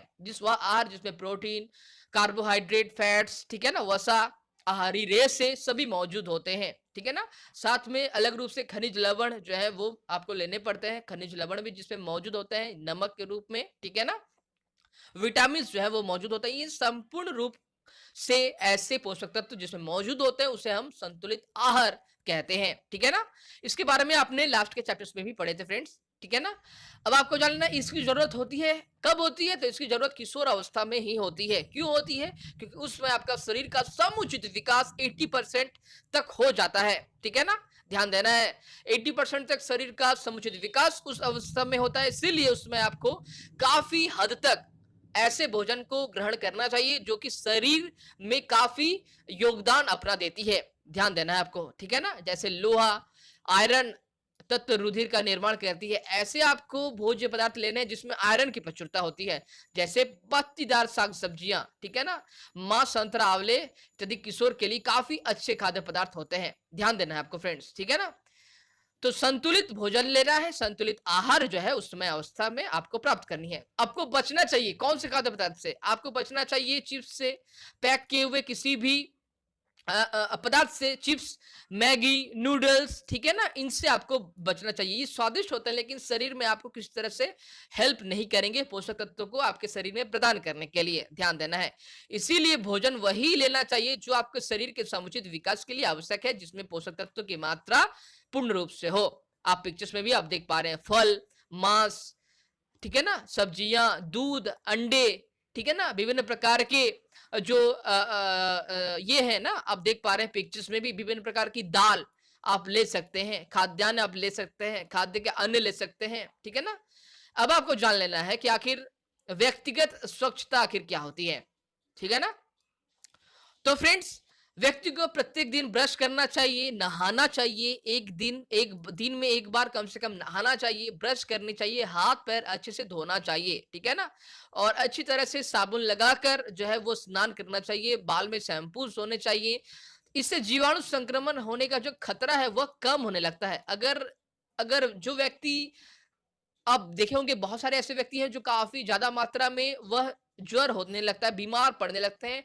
इसका एक कारण जो है उसका रेगुलर स्नान नहीं करना। वो नहाते नहीं होंगे, वो अच्छे से ब्रश नहीं करते होंगे, या फिर जो अच्छे क्लियर साफ-सुथरे जो कपड़े हैं वो उन्हें नहीं पहनते होंगे। इसके कारण से बीमार आदमी पड़ने लगते हैं। बहुत समय हाथ को ना धोकर भी वह खाने लगते हैं, ठीक है ना? इसमें हाथ में विभिन्न प्रकार के जो बैक्टीरिया, वायरस है वो मौजूद होने लगते हैं और खाने के साथ वह शरीर के अंदर चले जाते हैं। जीवाणु का संक्रमण हमारे शरीर को काफी हद तक करता है। याद रखने वाली बात है फ्रेंड्स। इसीलिए शरीर को अच्छे से सुरक्षित बनाए रखना भी, यह भी एक अच्छा काम है जिससे हमारा शरीर जो है वो स्वस्थ रहता है।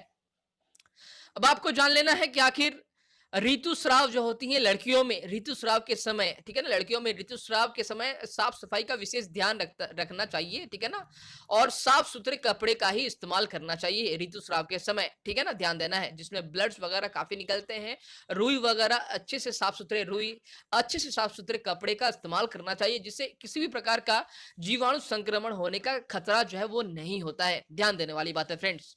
अब है आपको शारीरिक व्यायाम। शारीरिक व्यायाम करने चाहिए। क्यों शारीरिक व्यायाम आवश्यक है? इससे जो रुधिर का परिवहन होता है हमारे संपूर्ण शरीर में वो अच्छे से होता है, ठीक है ना। शारीरिक व्यायाम करने से टहलना चाहिए, आपको सुबह के समय टहलना चाहिए, व्यायाम करने चाहिए, बाहर में खेलना चाहिए। ये समय जो है वो काफी इंपॉर्टेंट है। ये किशोर अवस्था में, तो किशोर अवस्था में ज्यादातर लड़के लड़कियां कंफ्यूज होते हैं, जैसा मैंने आपको कुछ देर पहले बताया। तो उस समय अच्छे से आपको खेल कूद भी करनी चाहिए, व्यायाम करना चाहिए, टहलना चाहिए, हंसी मजाक सब अच्छे से करना चाहिए फ्रेंड्स, ठीक है ना। क्योंकि यह समय जो है होता है, ये अपने जीवन का सबसे इंपॉर्टेंट टाइम होता है। यह बात भी आपको याद रखनी है फ्रेंड्स, ठीक है ना। अब आपको जान लेना है कि आखिर नशीली दवाओं और ड्रग्स का आखिर निषेध करें। किसी भी प्रकार का जो दवाएं हैं, ठीक है ना, जिससे आप काफी चिंतित हैं, उस प्रकार के किसी भी प्रकार के डॉक्टर्स के पास जाकर आप ऐसा नहीं करें कि इस लड़के जो है वो ये लड़का प्रॉपर रूप से पढ़ाई नहीं करता है, उसे मन नहीं लगता है किसी भी काम में, तो उस प्रकार की दवाई का भी आपको सेवन जो है वो सेवन नहीं करना चाहिए, ठीक है ना। क्योंकि यह एक नेचुरल जो है एक चेंजेस है, एक नेचुरल परिवर्तन है, प्राकृतिक रूप से परिवर्तन है। हार्मोन का जो सिक्रेशंस होता है इस टाइम काफी रूप से बढ़ जाता है, ठीक है ना।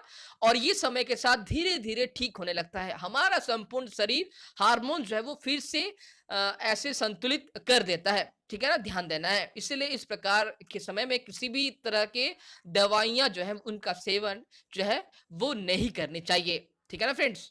अब आपको जान लेना है इस चैप्टर से जुड़े क्वेश्चंस और आंसर्स के बाद। तो फ्रेंड्स चलिए देख ले रहे हैं कि आखिर प्रश्न नंबर 1 में हमसे क्या पूछे गए हैं। जैसा आप सभी देख पा रहे हैं, प्रश्न नंबर 1, शरीर में होने वाले परिवर्तनों के लिए उत्तरदायी अंतःस्रावी ग्रंथियों द्वारा स्रावित पदार्थ का क्या नाम है। यह आपका प्रश्न नंबर 1 है फ्रेंड्स, जहां पर आपको पूछा जा रहा है कि जो भी शरीर में परिवर्तन जो हो रहे हैं, ठीक है ना, उसके लिए जो रेस्पॉन्सिबल उत्तरदायी जो अंतःस्रावी ग्रंथियों द्वारा जो एक पदार्थ का सिक्रीशन हो रहा है, स्रावित हो रहे हैं, उस पदार्थ का आखिर नाम क्या है।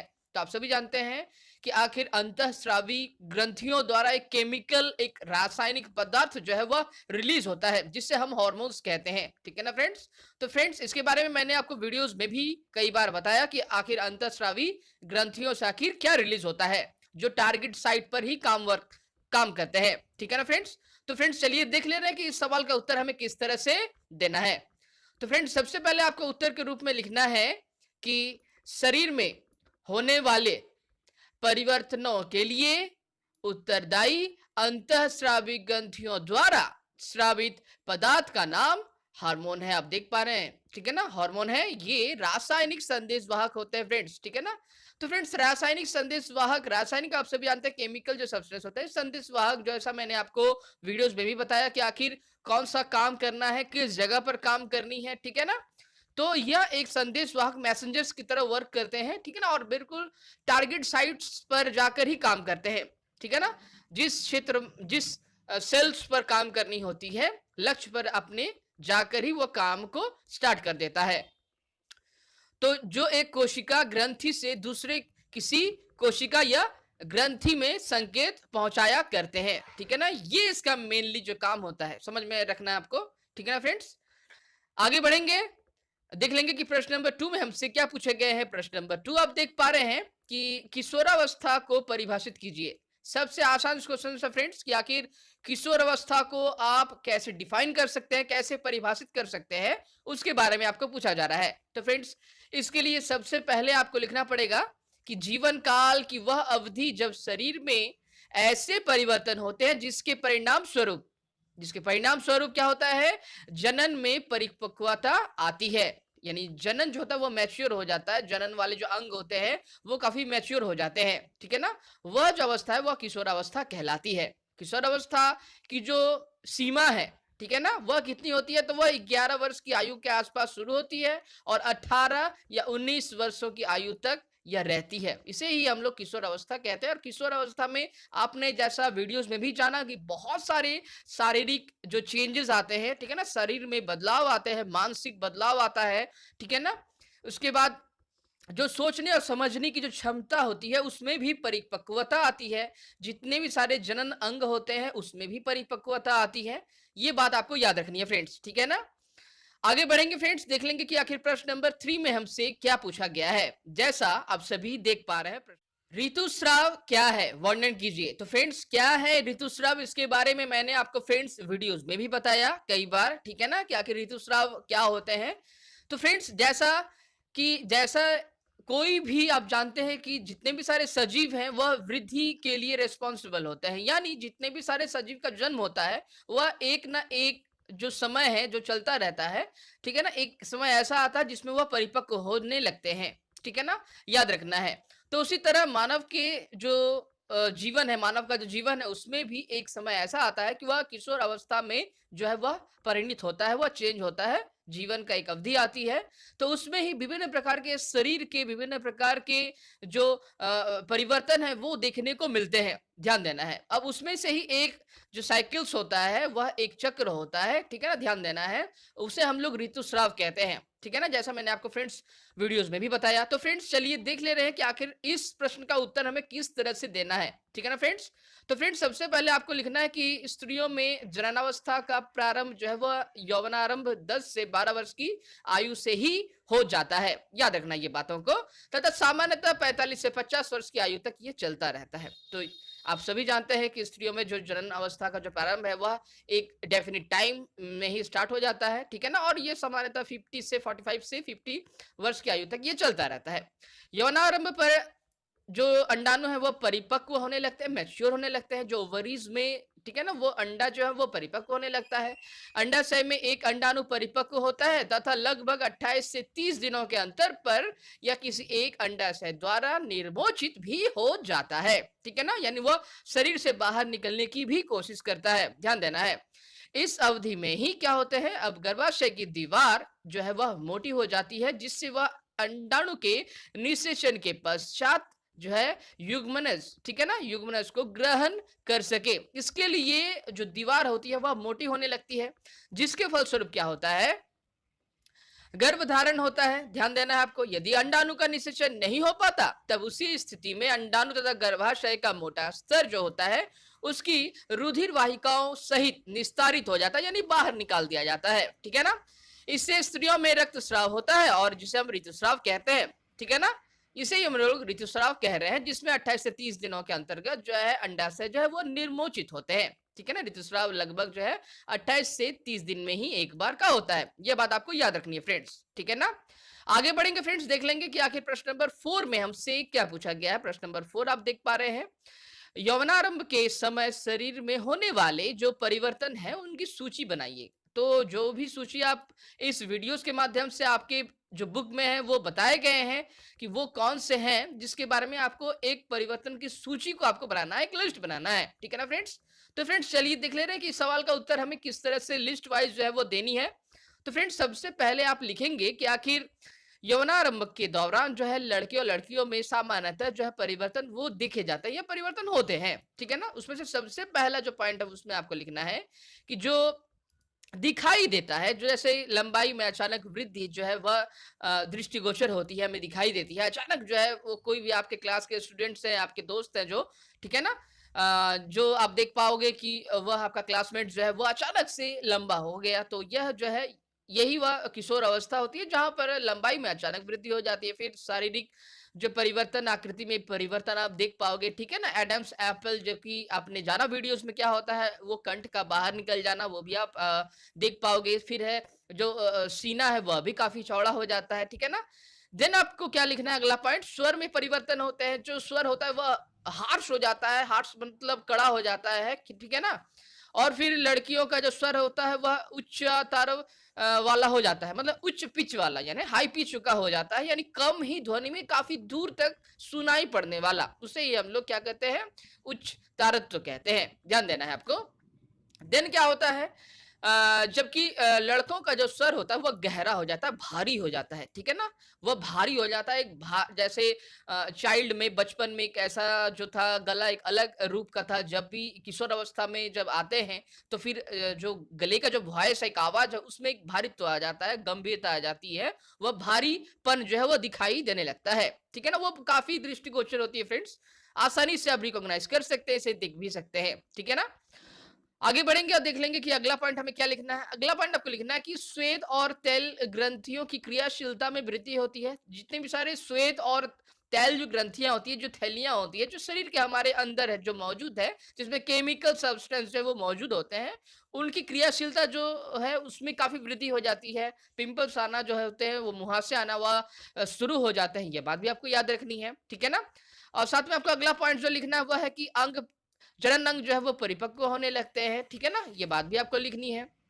जिस तरह आप सभी जानते हैं कि मेल में जो कि नर में क्या होती है, मादा में जनन अंग क्या होती है, उसमें परिपक्वता आने लगती है, ठीक है ना? यानी जितने भी सारे युग्मक है, ठीक है ना, युग्मक का निर्माण होने लगता है, स्पर्म्स का निर्माण होने लगता है, नर में और मादा में अंडाणु का निर्माण होने लगता है, वो भी परिपक्व होने लगते हैं, ठीक है ना? आगे बढ़ेंगे, गौण जो लैंगिक लक्षण है, ठीक है ना, वह भी दिखाई देने लगते हैं, ध्यान देना है। तो गौण लैंगिक लक्षण आखिर किसे कहते हैं, इसके बारे में आप भी आपने वीडियोस में जाना, तो यह पॉइंट भी आपको लिखना है। देन आपको लिखना है कि जो यौवनारंभ के दौरान लड़कों में जो परिवर्तन जो परिलक्षित होते हैं, ठीक है ना, वो आपको क्या है, वो आपको 2 पॉइंट आपको और बतानी है।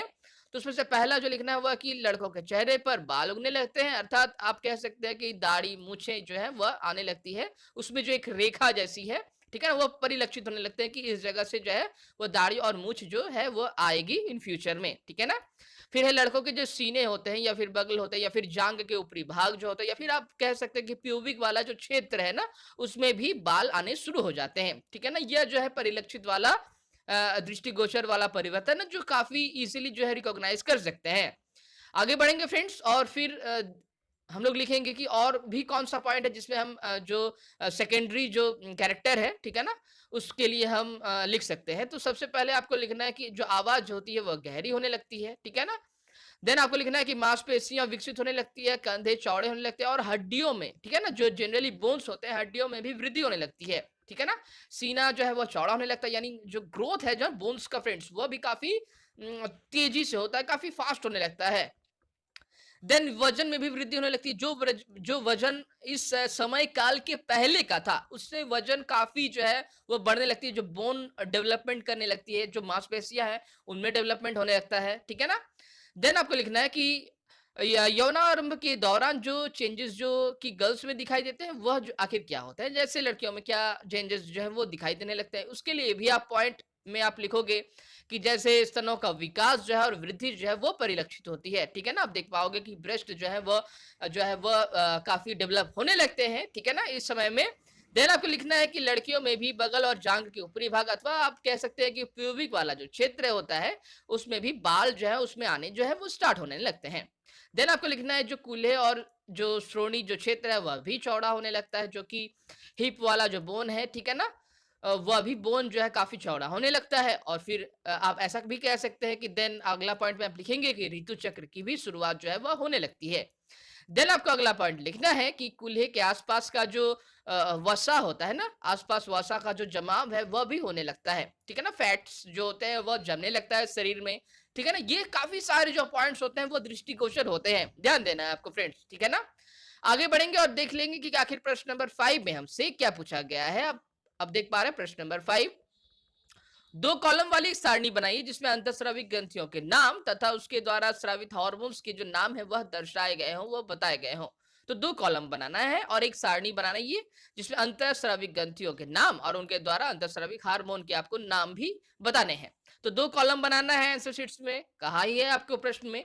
तो आपको 2 कॉलम बनाना है, अंतःस्रावी ग्रंथियाँ और स्रावित हार्मोन्स के नाम, ठीक है ना?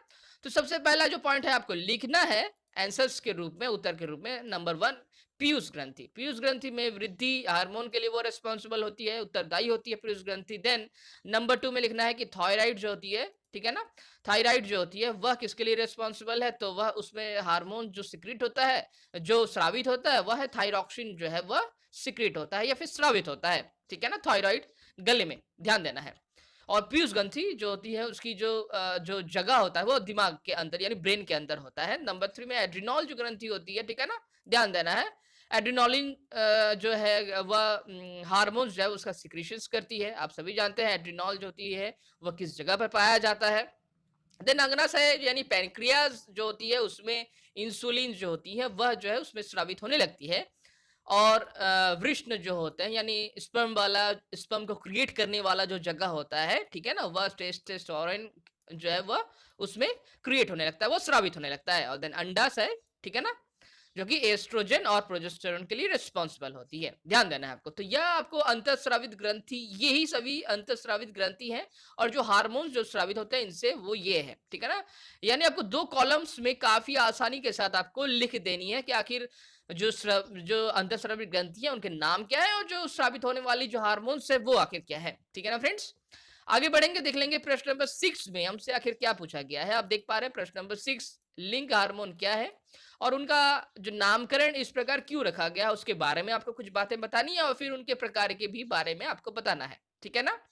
तो फ्रेंड्स चलिए देख ले रहे हैं कि इस सवाल का जो उत्तर है वो हमें किस तरह से देना है। तो आपको लिखना है सबसे पहले जो हार्मोन जो गौण लैंगिक लक्षण का गठन करते हैं, ध्यान देना है, हार्मोन जो कि गौण लक्षण लक्षण जो गौण लैंगिक लक्षण का जो गठन करते हैं उन्हें हम सेक्स हार्मोन्स जो है वो कहते हैं।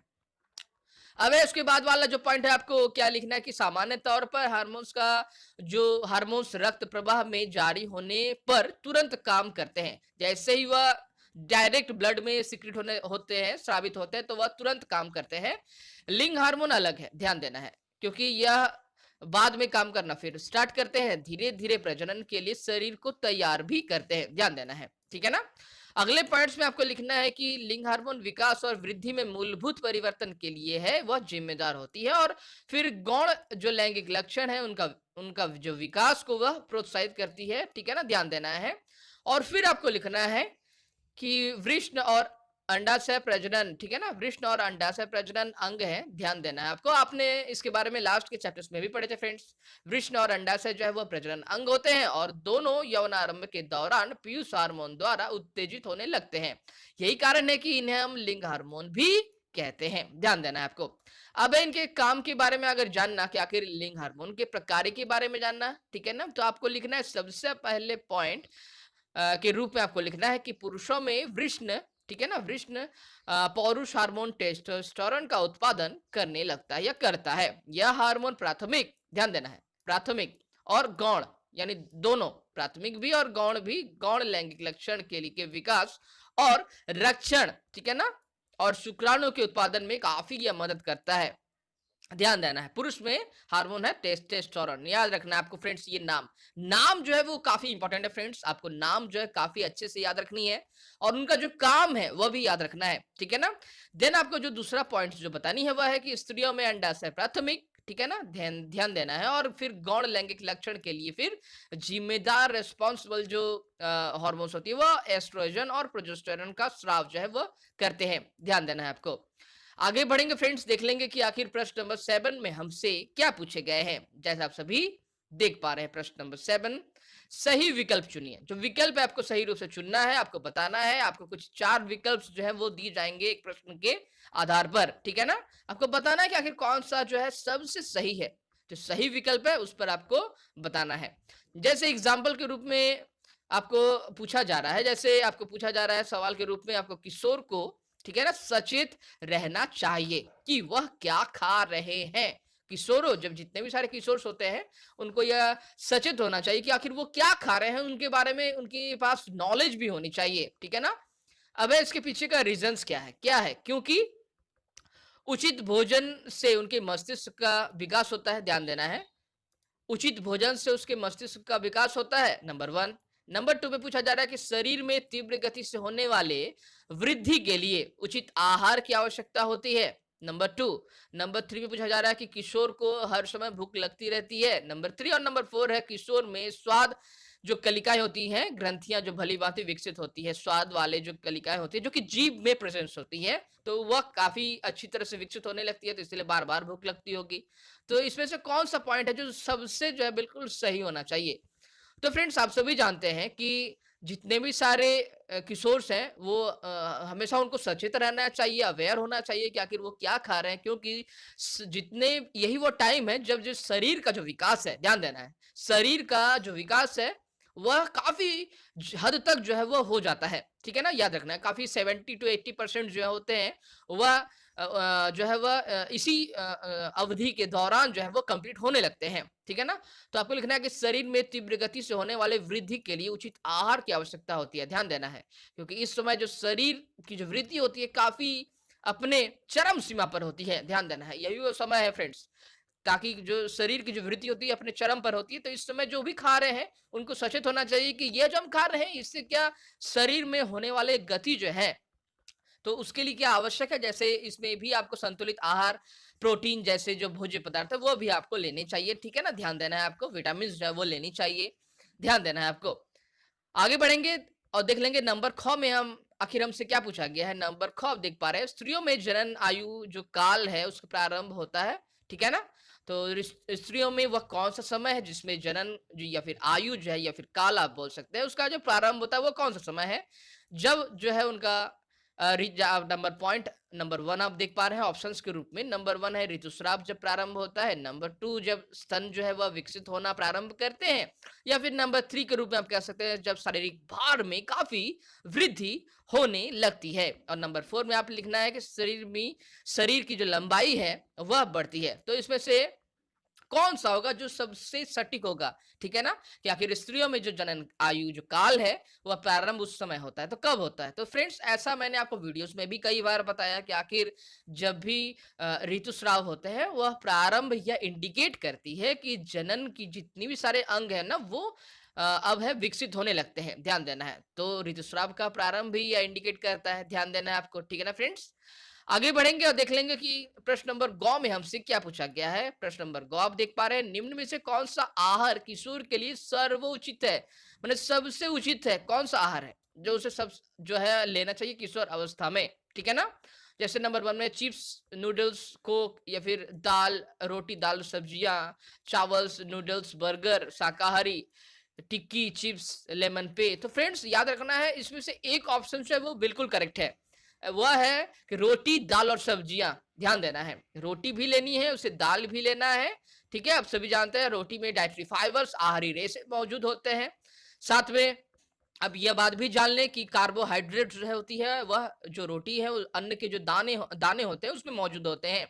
दाल में काफी रिच मात्रा में प्रोटीन मौजूद होता है, सब्जियों में जितने भी सारे आयरन्स जो होते हैं वह मौजूद होते हैं। तो ये रोटी, दाल और सब्जियां जो होती हैं वह बिल्कुल प्रॉपर खाना है आखिर जब किशोर अवस्था में होते हैं बच्चे, ठीक है ना।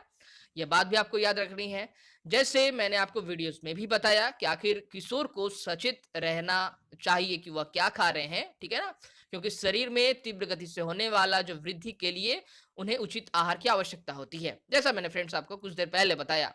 नंबर वहीं दूसरी तरफ स्त्रियों में जनन आयु का काल का प्रारंभ जो होता है उस समय होता है जब उनका ऋतुस्राव होता है। नंबर गो, निम्न में से कौन सा आहार किशोर के लिए सर्वोचित है, तो वह है रोटी, दाल और सब्जियां। तीनों में काफी प्रचुर मात्रा में विभिन्न प्रकार के पोषक तत्व जो है वो मौजूद होते हैं, ध्यान देना है आपको। आगे बढ़ेंगे फ्रेंड्स, देख लेंगे कि आखिर प्रश्न नंबर 8 में हमसे क्या पूछा गया है। प्रश्न नंबर 8 आप देख पा रहे हैं, निम्न पर टिप्पणी लिखिए, टिप्पणी करना है, कुछ बातें आपको लिखनी है, 2-4 पॉइंट्स आपको बताने हैं, ठीक है ना। तो फ्रेंड्स चलिए देख ले रहे हैं कि आखिर प्रश्न क्या है। एडम्स एप्पल, गौण लैंगिक लक्षण और गर्भस्थ शिशु में लिंग निर्धारण, ये 3 पॉइंट हैं। आपको 3 के बारे में कुछ बातें जो है वो टिप्पणी के रूप में एज अ शॉर्ट नोट्स के रूप में लिखनी है। तो फ्रेंड्स चलिए देख ले रहे हैं कि इस सवाल का उत्तर हमें किस तरह से देना है। तो फ्रेंड्स आपको उत्तर के रूप में लिखना है सबसे पहले जो आप देख पा रहे हैं कि एडम्स एप्पल, आप देख पा रहे हैं पॉइंट्स में नंबर 1 आपको लिखना है कि गले के सामने की और सुस्पष्ट उभरे भाग को हम एडम्स एप्पल या फिर कंठमणि जो है वह कहते हैं। तो लड़कों में क्या होता है, यौवन के आरंभ के समय स्वर यंत्र और या फिर आप कह सकते हैं जो वॉइस बॉक्स होता है, जो स्वर यंत्र होता है, जो लैरिंग्स होता है, उसमें भी काफी तेजी से वृद्धि प्रारंभ होता है। स्वर यंत्र विकसित होकर अपेक्षाकृत जो है वह बड़ा होने लगता है। इससे लड़कों की आवाज जो है कर्कश होने लगती है, हार्श होने लगती है। ध्यान देना है, काफी जो है तो गहरे होने लगते हैं। ठीक है ना, ये एडम्स एप्पल का काम है। देन नंबर 2 पॉइंट्स में आपको बताना है कि गौण जो लैंगिक लक्षण है वो आखिर क्या है। जैसे गौण लैंगिक लक्षण वे लक्षण है जो एक पुरुष को महिला से अलग करते हैं, डिफरेंशिएट करते हैं। आप आसानी से रिकॉग्नाइज कर पाएंगे कि कौन सा पुरुष है और कौन सी महिला है। ठीक है ना, जो कि चाइल्ड में ऐसा नहीं होता है, लोग जो होता है वो समझ नहीं पाते हैं। ठीक है ना, यहीं पर आप किशोर अवस्था में आसानी से आप रिकॉग्नाइज कर सकते हैं। देन लड़कों में जो पॉइंट्स आपको लिखने हैं कि वो कौन से पॉइंट्स है जो आपको बताने हैं। लड़कों के चेहरे पर बाल जो है वह उगने लगती है, अर्थात दाढ़ी मूछें आना प्रारंभ होने लगती है। लड़कों के सीने या फिर बगल या फिर जांग के ऊपरी भाग अथवा प्यूबिक क्षेत्र में भी बाल आने शुरू होते हैं। देन आवाज जो होती है वह गहरी होने लगती है। मांसपेशी जो है, हड्डियां जो है वह काफी विकसित होने लगती है, काफी डेवलप होने लगता है। और कंधे जो होते हैं, जो शोल्डर्स होते हैं, वो काफी चौड़े होने लगते हैं। देन वजन में भी काफी वृद्धि होने लगती है। जब इतने सारे मांसपेशियों में विकास होगा, जब हड्डियों में विकास होगा, देन क्या होगा, जो वजन है वो ऑटोमेटिक स्वतः ही वह वृद्धि होने लगता है। ध्यान देना है आपको। और देन आपको लड़कियों में पॉइंट्स जो है वो कैसे किस तरह से आपको बताने हैं वह भी आपको आपको जान लेना है। ठीक है ना, जैसे ऐसा आप लिख सकते हैं कि स्तनों का जो विकास है वह वृद्धि जो वह प्रारंभ होने लगती है। देन लड़कियों में भी बगल और जांग के ऊपरी भाग या फिर आप कह सकते हैं कि प्यूबिक क्षेत्र में भी बाल आना स्टार्ट होने लगते हैं। ध्यान देना है। ठीक है ना, देन आप पॉइंट में लिखेंगे कि कुल्हे और श्रोणी जो क्षेत्र है, ठीक है ना, वह जो क्षेत्र होता है वह काफी चौड़ा होने लगता है।